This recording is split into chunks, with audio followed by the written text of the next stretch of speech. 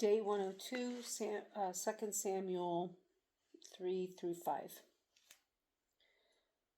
The war between the house of Saul and the house of David lasted a long time. David grew stronger and stronger, while the house of Saul grew weaker and weaker. Sons were born to David in Hebron. His firstborn was Amnon, the son of Ahinoam of Jezreel. His second, Chileab, the son of Abigail, the widow of Nabal of Carmel. The third, Absalom, the son of Maacah, daughter of Talmai, king of Geshur. The fourth, Adonijah, the son of Haggith. The fifth, Shephatiah, the son of Abital. And the sixth, Ithream, the son of David's wife Eglah. These were born to David in Hebron. During the war between the house of Saul and the house of David, Abner had been strengthening his own position in the house of Saul. Now Saul had had a concubine named Rizpah, daughter of Aiah, and Ishbosheth said to Abner, "Why did you sleep with my father's concubine?" Abner was very angry because of what Ishbosheth said, and he answered, "Am I a dog's head on Judah's side? This very day I am loyal to the house of your father Saul, and to his family and friends. I haven't handed you over to David. Yet now you accuse me of an offense involving this woman.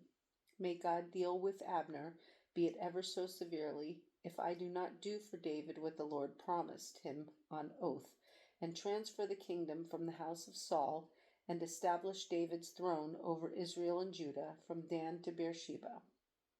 Ishbosheth did not dare to say another word to Abner because he was afraid of him. Then Abner sent messengers on his behalf to say to David, "Whose land is it? Make an agreement with me, and I will help you bring all Israel over to you." "Good," said David. "I will make an agreement with you, but I demand one thing of you. Do not come into my presence unless you bring Michal, daughter of Saul, when you come to see me." Then David sent messengers to Ishbosheth, son of Saul, demanding, "Give me my wife Michal, whom I betrothed to myself, for the price of 100 Philistine foreskins." So Ishbosheth gave orders and had her taken away from her husband Paltiel, son of Laish. Her husband, however, went with her, weeping behind her all the way to Bahurim. Then Abner said to him, "Go back home." So he went back. Abner conferred with the elders of Israel and said, "For some time you have wanted to make David your king. Now do it. For the Lord promised David, 'By my servant David I will rescue my people, Israel, from the hand of the Philistines and from the hand of all their enemies.'" Abner also spoke to the Benjamites in person. Then he went to Hebron to tell David everything that Israel and the whole house of Benjamin wanted to do. When Abner, who had 20 men with him, came to David at Hebron, David prepared a feast for him and his men. Then Abner said to David, "Let me go at once and assemble all Israel for my lord the king, so that they may make a compact with you and that you may rule over all that your heart desires." So David sent Abner away, and he went in peace. Just then David's men and Joab returned from a raid and brought with them a great deal of plunder. But Abner was no longer with David in Hebron because David had sent him away, and he had gone in peace. When Joab and all the soldiers with him arrived, he was told that Abner, son of Ner, had come to the king, and that the king had sent him away, and that he had gone in peace. So Joab went to the king and said, "What have you done? Look, Abner came to you. Why did you let him go? Now he is gone. You know Abner, son of Ner. He came to deceive you and observe your movements and find out everything you're doing." Joab then left David and sent messengers after Abner, and they brought him back from the well of Sirah. But David did not know it. Now when Abner returned to Hebron, Joab took him aside into the gateway as though to speak with him privately. And there, to avenge the blood of his brother Asahel, Joab stabbed him in the stomach, and he died. Later, when David heard about this, he said, I and my kingdom are forever innocent before the Lord concerning the blood of Abner, son of Ner. May his blood fall upon the head of Joab and upon all his father's house. May Joab's house never be without someone who has a running sore or leprosy, or who leans on a crutch, or who falls by the sword, or who lacks food. Joab and his brother Abishai murdered Abner because he had killed their brother Asahel in the battle at Gibeon. Then David said to Joab and all the people with him, Tear your clothes and put on sackcloth and walk in mourning in front of Abner. King David himself walked behind the bier. They buried Abner in Hebron, and the king wept aloud at Abner's tomb. All the people wept also. The king sang this lament for Abner. Should Abner have died as the lawless die? Your hands were not bound, your feet were not fettered. You fell as one falls before wicked men. And all the people wept over him again. Then they all came and urged David to eat something while it was still day. But David took an oath, saying, May God deal with me, be it ever so severely, if I taste bread or anything else before the sun sets. All the people took note and were pleased indeed. Everything the king did pleased them. So on that day all the people and all Israel knew that the king had no part in the murder of Abner son of Ner.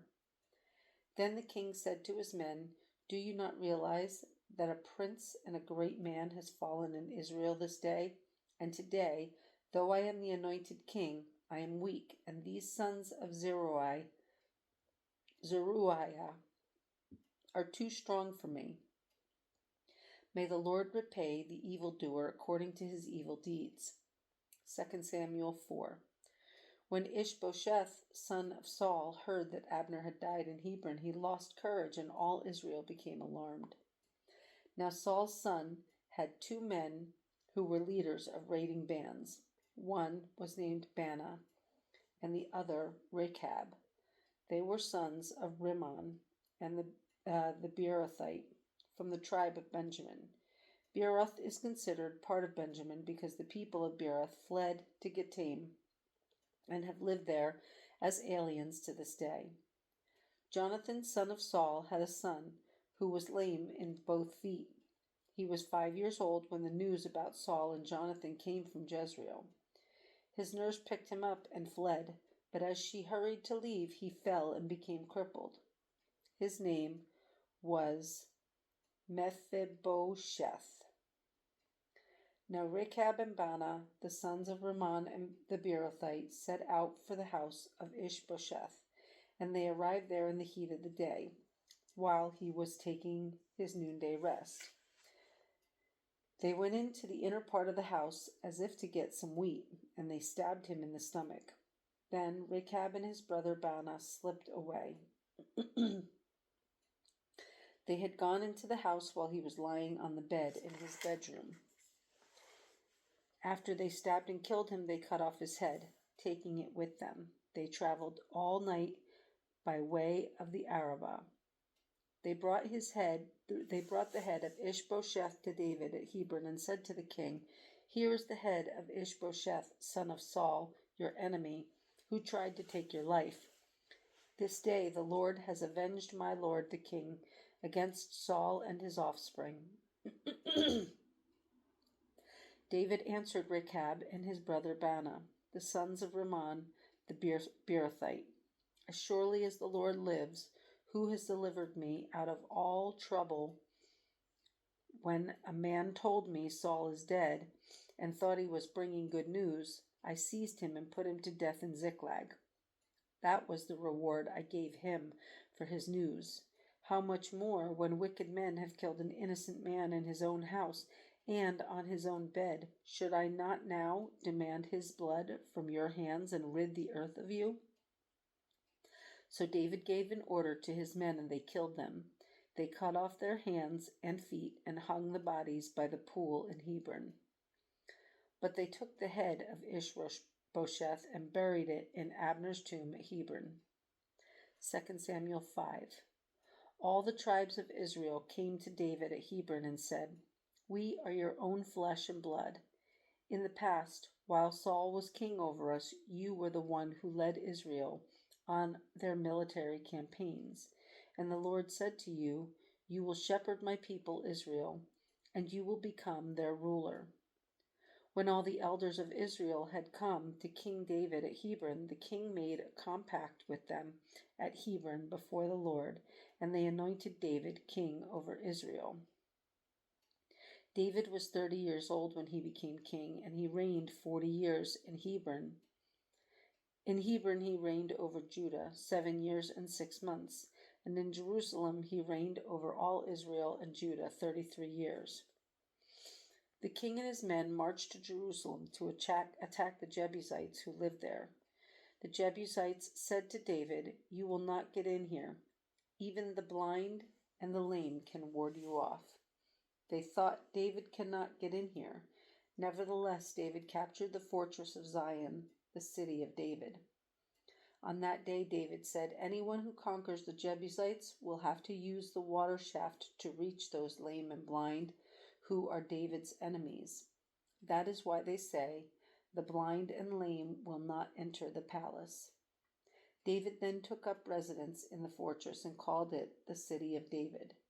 He built up the area around it from the supporting terraces inward, and he became more and more powerful because the Lord God Almighty was with him. Now Hiram, king of Tyre, sent messengers to David along with cedar logs and carpenters and stonemasons, and they built a palace for David. And David knew that the Lord had established him as king over Israel and had exalted his kingdom for the sake of his people Israel. After he left Hebron, David took more concubines and wives in Jerusalem, and more sons and daughters were born to him. These are the names of the children born to him there: Shammua, Shobab, Nathan, Solomon, Ibhar, Elishua, Nepheg, Japhiah, Elishama, Eliada, and Eliphelet.